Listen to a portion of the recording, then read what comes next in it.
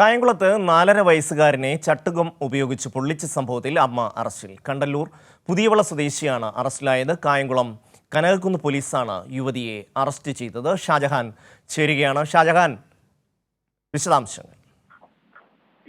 ഷമി, കഴിഞ്ഞ 20-ാം തീയതിയാണ് സംഭവം ഉണ്ടായത്. ഈ കുഞ്ഞിനെ കുസൃതിയുടെ പേരിൽ കുട്ടിയെ ചട്ടകം വെച്ച് പൊള്ളിക്കുകയായിരുന്നു. എന്നാൽ ആശുപത്രിയിൽ എത്തിയ ശേഷം 20-ാം തീയതി ആലപ്പുഴ മെഡിക്കൽ കോളേജിൽ എത്തിയപ്പോഴാണ് ഇക്കാര്യങ്ങൾ ഡോക്ടർമാർ അറിയുന്നത്. അവർ അപ്പോൾ തന്നെ ചൈൽഡ് വെൽഫെയർ കമ്മിറ്റി അറിയിക്കുകയായിരുന്നു.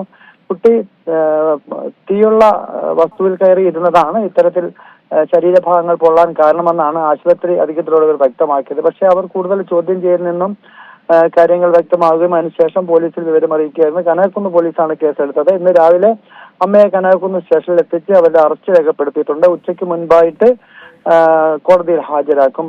കുട്ടിയും ഇപ്പോൾ ഈ അമ്മ വിട്ട് മാറി നിൽക്കുന്നതിൽ വളരെയധികം വിഷമത്തിലാണ്. പക്ഷേ എങ്കിലും പോലീസ് നടപടിയിലേക്ക് നീങ്ങിയിരിക്കുകയാണ്.